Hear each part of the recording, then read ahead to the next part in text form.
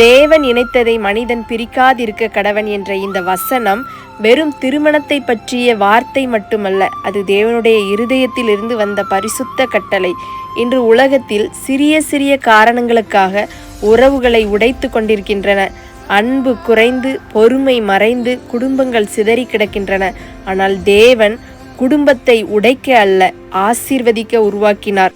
சிலர் இன்று விவாகரத்து பற்றி யோசித்து கொண்டிருக்கலாம். ஆனால் ஒரு நிமிடம் நின்று சிந்தியுங்கள். தேவன் இணைத்த உறவை உடைப்பது தீர்வா? ஜெபியுங்கள், தேவனை தேடுங்கள். உடைந்ததை மனிதனால் சரி செய்ய முடியாவிட்டாலும் தேவனால் எல்லாம் முடியும். இறந்து போன அன்பை தேவன் உயிர்ப்பிக்க முடியும். உடைந்த குடும்பத்தை தேவன் மீண்டும் இணைக்க முடியும். கண் கலங்கிய வாழ்க்கையை தேவன் சந்தோஷமாக மாற்ற முடியும். ஆகையால் தேவன் இணைத்ததை மனிதன் பிரிக்காதிருக்க கடவன்.